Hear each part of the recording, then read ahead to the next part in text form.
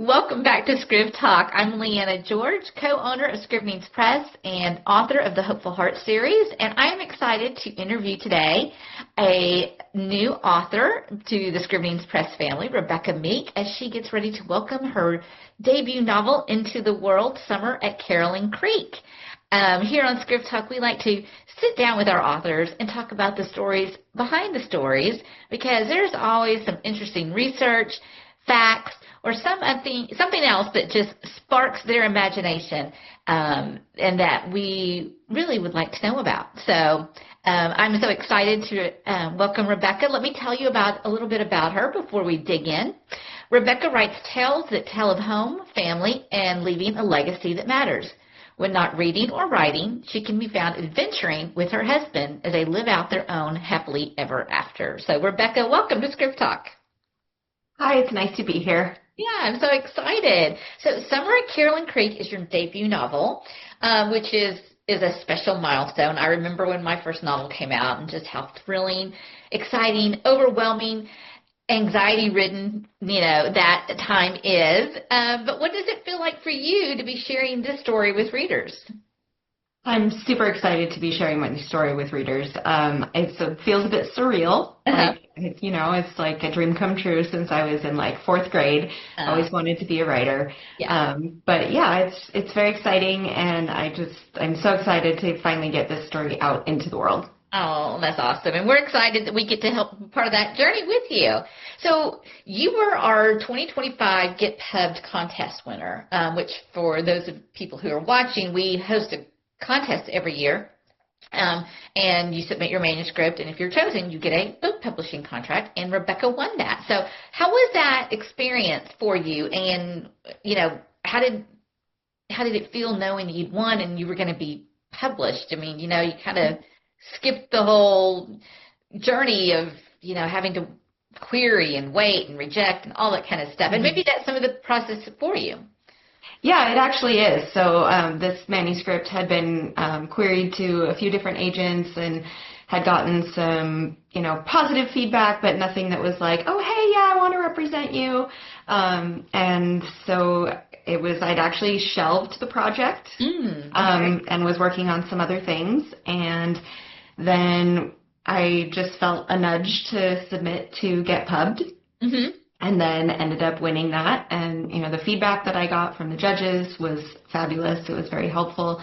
And just kind of how it all came together was just a little bit wild. I don't know if you remember, Leanna, but I was on my return from running about 27 hours of travel from South Africa coming home from a conference when you called and told me I'd won. So I was sitting in the Denver airport trying to not scream in excitement because I didn't want people to stare at me like, who's this crazy woman over there? Yeah. Oh, yeah. I do remember that. Yeah, that was exciting. I love being able to call people and say, hey, we're going to publish your book. It's so exciting. Yeah. It's so exciting. And like you, I did the same with my book, my first book. I had pitched it to agents and publishers and just wasn't getting it was getting good feedback, but wasn't getting any bites.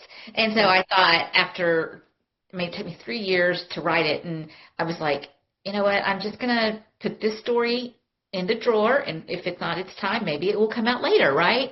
And then 6 months later, I got the contract from Scrivenings Press. So, you just never know what's going to happen, Yeah. And just because you put your dreams in the drawer doesn't mean they're dead forever. So, exactly. Yeah. So for readers who are just meeting you, what first drew you to writing fiction, and especially this heartwarming small town story? So as a kid, when I was in third grade, I actually broke my leg during ski lessons. Oh. And this was back in the day when we had plaster casts, and I was living in Montana at the time, and recess outside in Montana and plaster casts don't mix. And so my recesses from January until early March were spent in the library. Mm. And fiction became basically my rescue, because I wasn't really allowed to hang out with friends during that time because friends wanted to go outside. And so I just retreated into books, and then like I said, in fourth grade, we started doing more writing and just really loved writing fiction and just kind of that escape from the reality of life. And not that life is all bad, but just kind of that safe space to retreat and just live vicariously through characters. Yeah.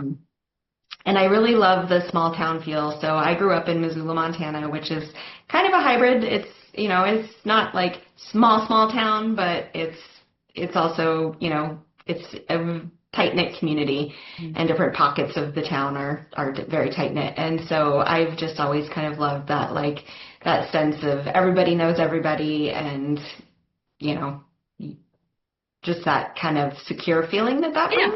So, yeah. I love that. I mean, I grew up in what is considered a small town, but it was a college town, so there was always people, you know, it was a little bit different than your normal small town. But that's how Missoula is very much. But I'm about to move to a very small town, so I'm sure I'll get to know the characters there, and who knows what's going to come of that, right? Right. So what was the spark for Summer at Caroline Creek? I mean, what was it? The lakeside setting? Was it the renovation, the characters, or something else we would love to know? Right. Yeah. So it was actually kind of a combination of things. So I got the first spark of it during COVID, actually, because I was thinking about, like, all these people who, you know, all these flights that got canceled and people who kind of got stranded in different places. And I was like, what if, like, this travel person gets stranded somewhere, like this travel writer? What are they going to write about if they're stranded and can't go anywhere? Yeah. And then we actually did a kitchen remodel in between February of 2021 and June of 2021. And so those kind of couple ideas kind of eventually, like, melded together into this travel blogger who has to do a remodel project and what that turns into. So, yeah. Well, did you ever want to be a travel blogger? Or are you a travel blogger? I love traveling. I think it's amazing, and I love exploring new places and that kind of stuff. I haven't ever really explored the whole travel blogger kind of thing, other than just like, hey, everybody, here's my, you know, here's what I did, and it was super fun, and these are the things that we did. But no, I haven't really ever really wanted to do that. Just Yeah, I would, but then I think I'd get tired of it after a while. And I think it would become just more of like a chore to, like, research and do all the things and then have to post the content about it. Like, it's more fun to just, like, share my adventures after the fact. Absolutely. So when you say you did a renovation, are you a GM? But I did help. Handed him the correct tool at the right time. That's right. That's right. Well, how would you describe Summer at Caroline Creek? So Miles is a travel blogger who inherits her aunt's cabin, and then she wants to do everything herself, but the local contractor is like, oh, that's going to be really hard for you, and they kind of butt heads at first, and of course then they fall in love. So okay. And I just have to ask you about this name, Miles. I mean, is that intentional for her traveling? Yes. I love it. I love it. I thought that was so creative. I was like, that is so cool that you did that. My husband and I have a, like, running list of things, like, we just joke about, like, oh, that would be a funny band name, or it would be a great food truck name, or character in a book. And that was one of them that we came up with. I don't even remember. It was Miles Moore, and I was like, that would be a really funny travel blogger name. No, I love it. I think it's great. I think it's great. So let's talk about her a little bit in depth, because obviously she's the main character, but she's a multifaceted person. And so what did you enjoy about writing a character, who's been used to going and going and going, right? And then, like you said, what would they do if they couldn't travel, right? And then they kind of get forced into this situation where they have to be still for a while. Right. And for her, what it really means to be home, because, for people who travel a lot, home is, we lived overseas, and so I told my girls, home is wherever our family is. Yeah. time, right? So how did Miles, reevaluate and come to understand what home means? Right. Yeah, and that's definitely a process that she goes through throughout the book. When we meet her at the beginning, she doesn't really think much about home because she's so focused on wanting to just go, go, go all the time. And I think it's almost probably a bit of an avoidance because her personal life and relationship with her sister and things are kind of such a mess at the moment when we first meet her. And so she's trying to kind of get away from having to think about too much about the seriousness of what home really means. Yeah. And, for me, so I grew up with a blended family and going between different houses frequently. And so for me, the idea of home has very much always been, the people that I'm with and who I'm with. And so for Miles, which, like I said, I do love to travel, but I'm very much like a homebody. My husband and I, we both got married when we were 19, and then we've been, focused on our family for the past 30 years. And so writing Miles was very fun because her life is very different to mine. Yeah. She graduated from college and immediately started traveling the world and doesn't want to be tied down and doesn't want to think about what it means to stay in one place. And then when she's forced to, then she's kind of forced to confront some of these issues of, well, what does home mean to me? Yeah. Yeah. Kind of funny how God makes us deal with that. We try to run as far as we possibly can.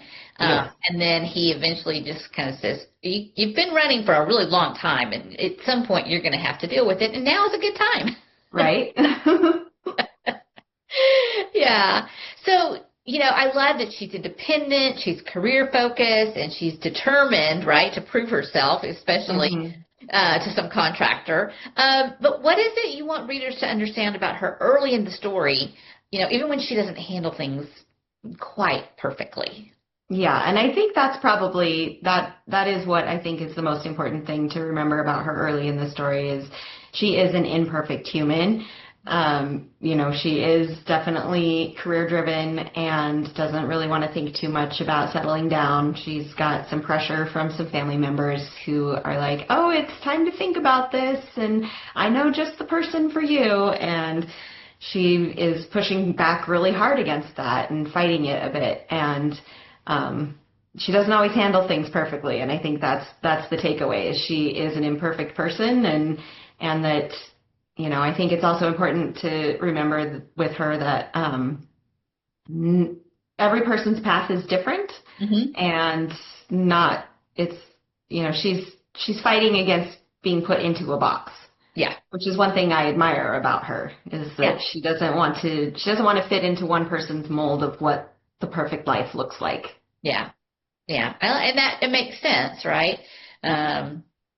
Because so many times that's what we do when we're that age, when we're younger and, trying to figure out the world. I always find it interesting that people ask you, well, what do you want to do when you grow up? Well, you're 6, you're 8, or maybe you're 18. How in the world do you know what you want to do?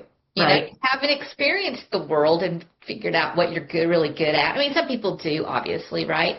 But for the large majority of us, we're still trying to figure it out. I mean, I was 50 before I wrote my first book. So, it takes us a while. And so, I really admire her for not fitting into a box because I think too many of us, especially women, fit into that mold way too early. And then we wonder why we're so miserable.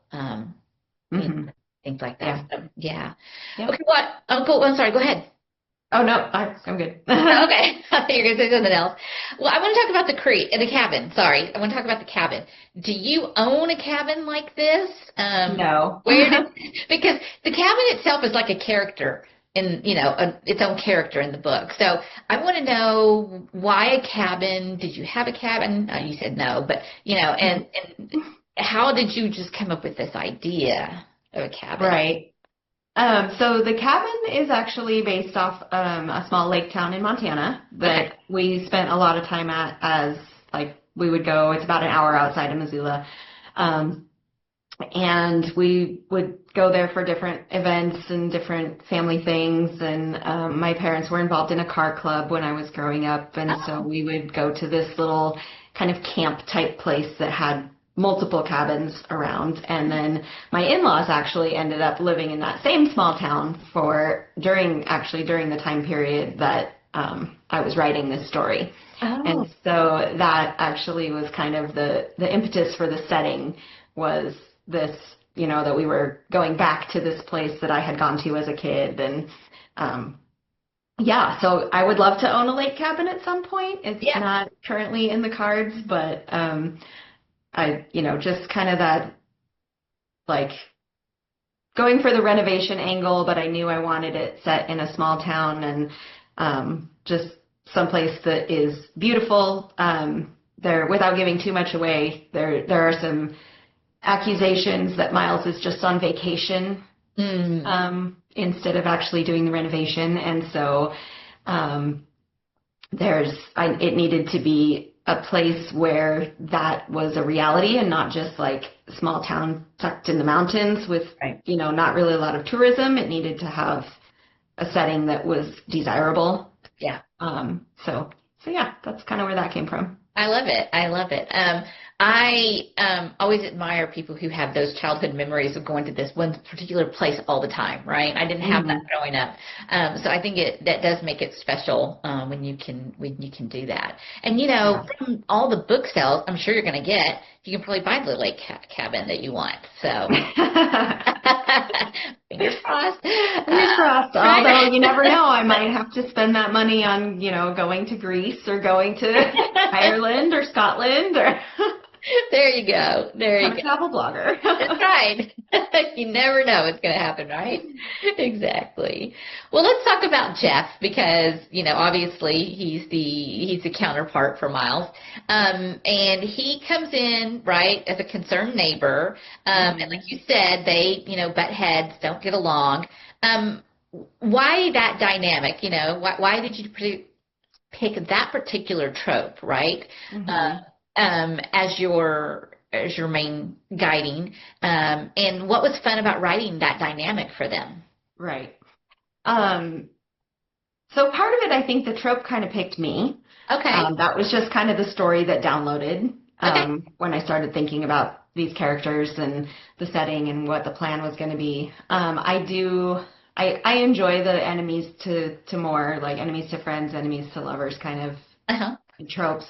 I think it's always fun to see how, I think in life, a lot of times we make assumptions about other people when we first meet them. And then as we get to know them, we realize, oh, they're actually very different to what I first thought.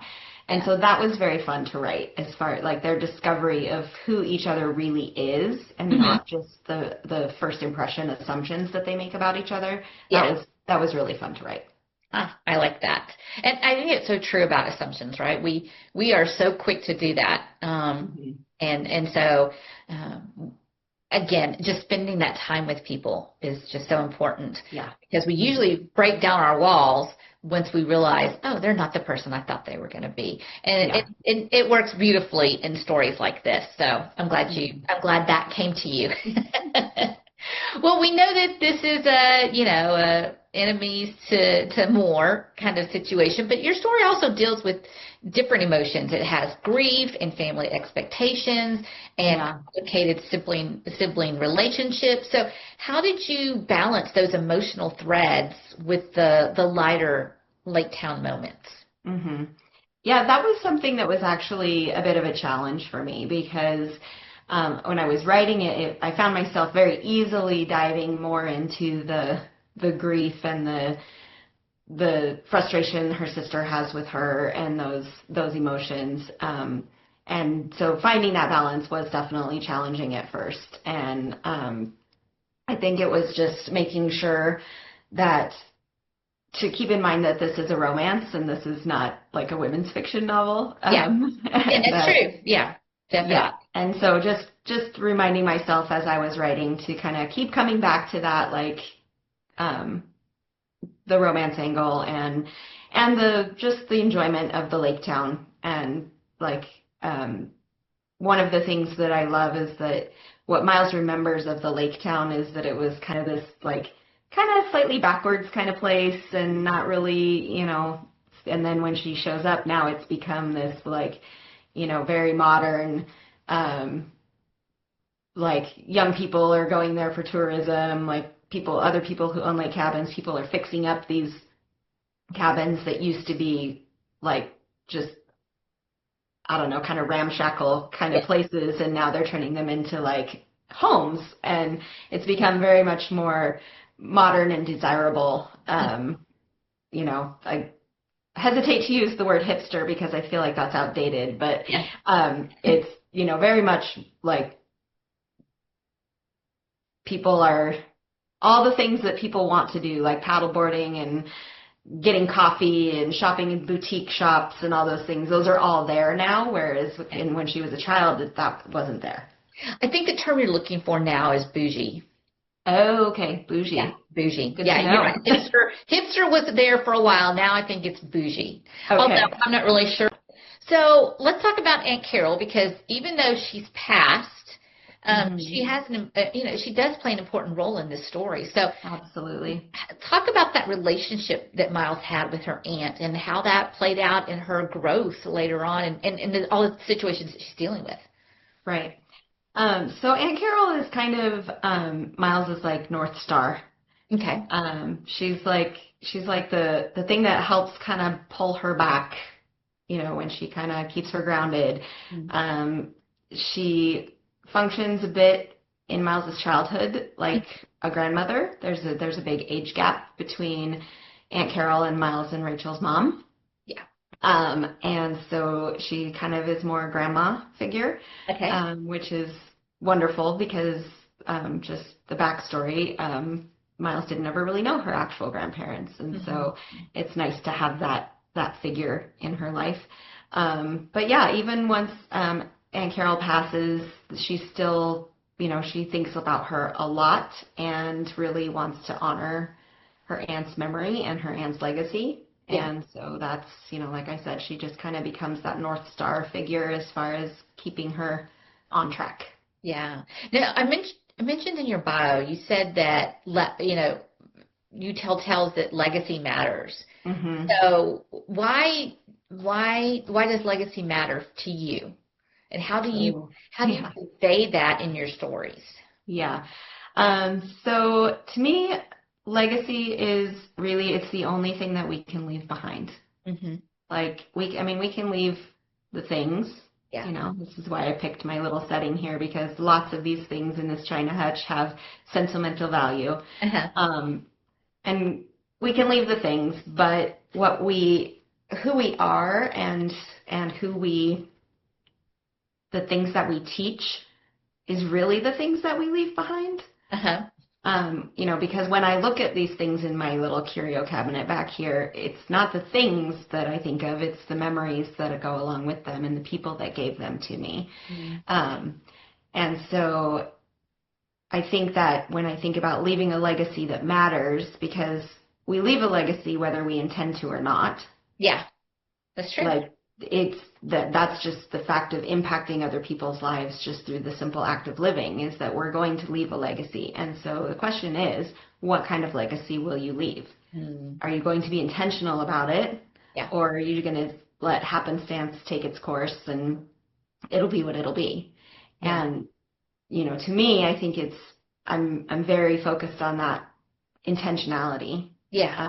I want to be, when my kids and grandkids look back on who I was and the way I lived my life and the way I loved them, I want them to know that I love them, and I want them to know that they were very important to me, and I want them to be able to look at that in my life Mm.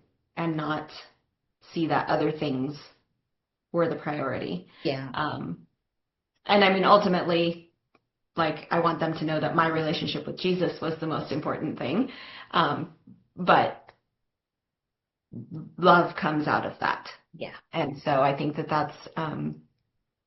that's part of why I write what I write, Yeah. is because I want people to see that those stories of hope and redemption, Yeah. and that legacy because Aunt Carol leaves her legacy in Miles's life and her fingerprints on Miles's life.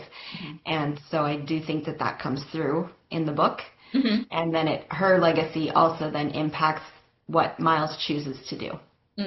I love that. I really Yeah. love that. Yeah. Because, yeah, I love the thing. The whole time you were talking, I kept thinking about a fingerprint, Yeah. right? And how I watch a lot of these Dateline type of movies, right? Yeah. The DNA is always going to help you, find the stuff. And so we leave our DNA whether we realize it or not. Exactly. And so we, with a fingerprint or something, and just how much we don't realize that, and how that can affect somebody that we may never know, Right. Different things like that. And so it's important. And I think maybe as we get older, we really start to ponder that more. Yes. Yeah, I agree. absolutely. And I think, yeah, and so, it's nice that you're using it from a younger person's perspective. Obviously, right, the older we get, the less time we have. So Yes. we're invested in that legacy. But I think it's important for younger kids to be able to be thinking about that too. Yes. Yeah, absolutely. Well, we've talked about some heavy stuff. Let's lighten it up a little bit. Okay. Because let's talk about this cute little town you have, Heart Lake. Especially when you have people like Lena and Shell. It's Shelley, but Shelley. yeah. Okay. I wasn't sure. You never know. I know. Yeah. It's never spelled out. So. I love how you are twisting things, right? Like Miles, you're spelling it different, and then Shelley, but spelled differently. I love all that. Yeah. I think it's cool. But they bring heart and humor to the story. Yeah. So let's talk about side characters for a minute. Which side character surprised you the most as you were writing? I think Lena, actually. Okay. She's the best friend, and so you might think that I kind of had her kind of fleshed out, but she kind of took on a little bit of a life of her own as I was writing. And she's very fun, but also very grounded. Yeah. And she's kind of like the secondary North Star for Miles. So it's like Carol's the North Star, but her ideas are like she's a more theoretical presence because she's, she passes. But Lena's the one that's there and kind of gives Miles some tough talk sometimes, and it's good. Yeah, so, she was very fun to write and surprised me a bit.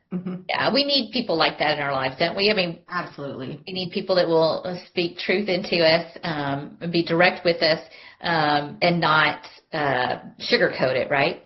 Absolutely. Yeah. Absolutely need people like that. So I love that you brought her even though she's a side character, you just really gave her more life. And does that mean she's going to get her own story? She does have her own story in the works, yes. I've had several requests of people saying, Lena needs her own story. And it's very fun to let them know, like, well, I do have one. Yeah. Not fully complete yet, but it's in the works. That's fun. Yeah. I know I had a side character and people were always asking me, and I was like, you know what, after 5 years with these people, I need a break. So I get it. And so she never got her side story. I'm not sure that she ever will, but it's fun. It's fun creating these side characters because they can add that warmth. They can add that funniness that maybe our characters can't. Our main characters can't. So. Well, and that's one thing that was fun about the setting as well, is that the setting is very much like between the town and then where the cabin is on Caroline Creek. It's a place that I do want readers to be able to come back to, because I want the readers to have this place that feels like home. And so I do hope to write more stories set in Heart Lake and Caroline Creek. Oh, that's awesome. Well, we've been kind of on an emotional journey a little bit. Like I said, we've gone, light to heavy to light. But as far as your book goes, how would you describe the emotional journey readers can expect?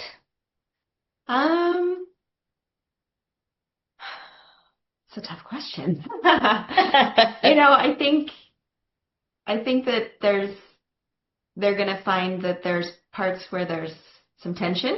They're going to find where there's redemption. they're going to find, it is a romance after all. So Yeah. there's going to be some questions about what happens. But ultimately, I think they'll be happy with the outcome. Yeah. Well, they want that happily ever after. We all do, right? Of course, yeah. And Yeah. I love how you wrote that in your bio. I love that. That was great. Well, I just want to talk a little bit about being a debut novelist, because I don't think anybody can really understand what that is like. Right. Because it's so, like you said, it's surreal. It's dreams coming true. It's getting to do what you've always wanted to do, and it's putting something out there for the world to hopefully love. But it's being judged, right? So there is just so many different things going on for a debut novelist. I mean, it doesn't stop. The doubts and the insecurities. I wish I could say that. I've written 4 books, and I'm still trying to get on my 5th one. And there's always that voice in the back of your head, right? Right. So it doesn't go away. But as a debut novelist, what was your journey like? How did you get? What kind of emotions or different feelings like that work through? Did you have to work through as you went on this journey of being an author? Yeah. It's definitely had its ups and downs.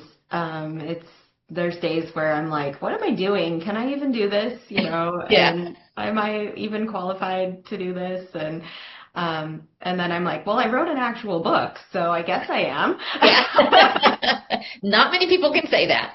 Right. And so, there's definitely been those moments of questioning, and going through the editing process was definitely challenging at times and also very good. Other people will see things in your work that you have read it so many times and you've spent so much time with these characters that you don't even see anymore, or things that you're like in your head, you're like, well, I know how this goes. I know what happens, but you didn't necessarily fully actually explain that on the page, and you're leaving someone confused. Yeah. And so having someone else, other eyes on it is very helpful. I've learned that I do get very attached to the things that I've written, and so being asked to change them sometimes is not always easy. Right. But letting go of some of that control has been really good and has made the story stronger, so that's good. And I think overall it's made me a better writer, so that's helpful for future projects. Yeah. But it's also helped that we are in the middle of planning a wedding. My youngest is getting married at the end of the month, and so we've been very busy as well. And so there hasn't been a ton of time to dwell on a lot of things. It's been a lot of just kind of, okay, this is this task, and now it's time to get it done. So. Yeah. Yeah, that's awesome. It does help to have a side distraction for sure. And that's a good one, but also a very time-consuming and very mind-consuming type of... But it's also great as a romance writer to be planning a wedding, so it's very fun. That's very true. That's very true. So I know you talked about, and I love that you said this, about, you had to learn how to let go of some things when it comes to your writing, right? Because it's our baby, right? Yeah. These are our words that we have poured hours upon hours on, and for somebody to come and say, we need to change this, you're like, no, I don't think so, right? But at the same time in your head, maybe it is the best thing. So I'm just curious, how much did your story change from the original draft to the final version that people will read in just a few days? I think so. The overall story itself, like the plot hasn't changed a lot. Okay. That's pretty much the same as where we started. There were some few things. I can't wait for everybody to meet Tucker. Tucker is a golden retriever, and he's very happy. But he was a later addition to the story, but I think he added just something very sweet to the story. And then there were a couple of other things with Miles' sister that got...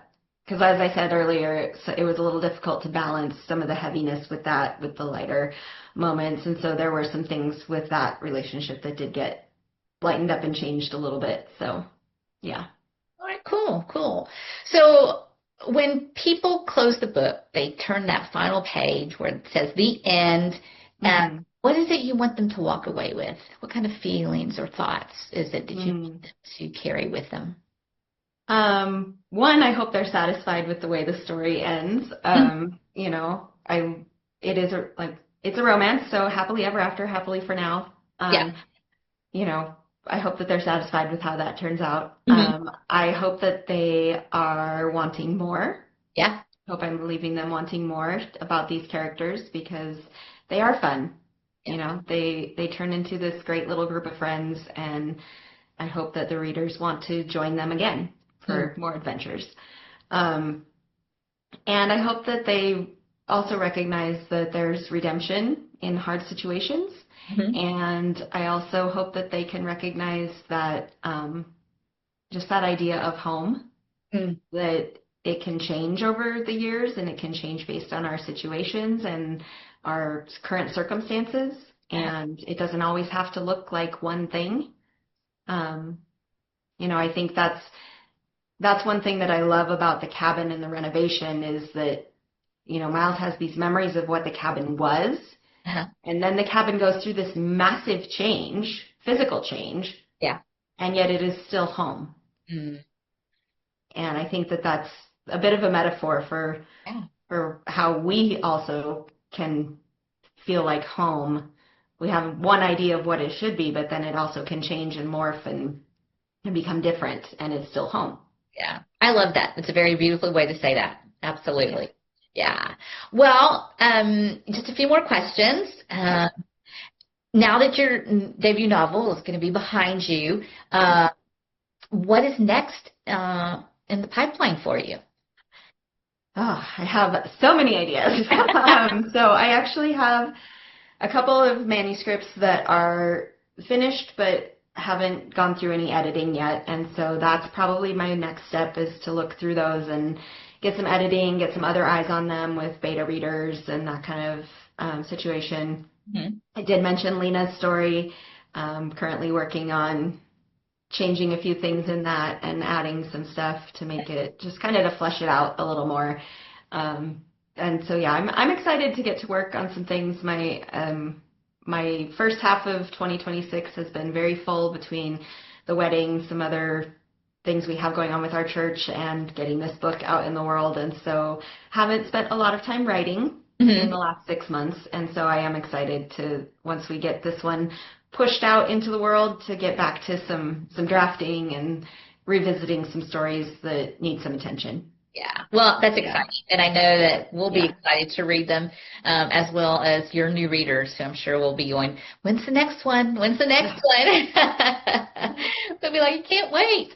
So please don't disappoint. So I'll try not to. yeah, no, you won't. I mean, I'm just saying, don't leave us hanging is what I meant. Yeah. Yes. That's what I meant. Yeah. So tell everyone, how can they connect with you? Because I know they're going to want to, after listening to you today, they're going to want to find out more about you, how they can get your stuff. So what's the best way for them to connect with you? Yeah. So I'm on Instagram and Facebook, and I have my website as well. So those are the best. So Instagram and website are both Becca Meek and BeccaMeek.com. And then Facebook is Rebecca Meek. So it's, yeah. And do you go by Rebecca or Becca? I go mostly by Becca. Okay. But there was, you know, just with initials when trying to come up with author, like, what do I want to go by as an author, Becca Meek or Rebecca Meek? So that, I guess there is actually some over in France or somewhere, some fashion designer that is Becca Meek or something similar. So I was able to get BeccaMeek.com, or maybe she goes by Rebecca. I don't remember. Anyway, RebeccaMeek.com was already gone. But Becca Meek was available, and then also just like, but then BM as initials versus RM, just, you know. Yeah. Trying to stay away from bathroom humor, but Yeah, that's the out. first thing my brain went to. Exactly. So that's why it's under Smart choice, yes. Rebecca Meek and not Yeah. Becca Meek, but I do generally go by Becca. Okay. So Cool. long answer to a short question. No worries. No worries. We authors tend to be a little wordy, so it's okay. Well, I'm so glad you joined us today. This was so much fun, just visiting and getting to know you a little bit more. And yeah, thank you so much for having me. yeah, it was great. So thank you to everyone who is listening or watching. We've had just such a nice time with Rebecca. I hope you will, or Becca, I hope you will take the time to find her new book, Summer at Caroline Creek. It'll be available from Scrivenings Press. And you can find it on Amazon, at Barnes & Noble, Walmart, all those fun places. And after you read it, please make sure to leave Rebecca, a review. Because let her know what you thought about it, because that just really will give her the support and the love that she needs to just keep going, because we authors, we just need that. So we're just going to be honest. We need to hear from you. So please do leave her a review. And if you're going to like her book, be sure you like our page as well. Subscribe to our channel, tell a friend, and then be sure to check back with us for more stories with our Scrivenings Press authors, so you can figure out and learn more about the story behind the story. So thanks so much for joining us. Until next time, happy reading. Bye, everybody.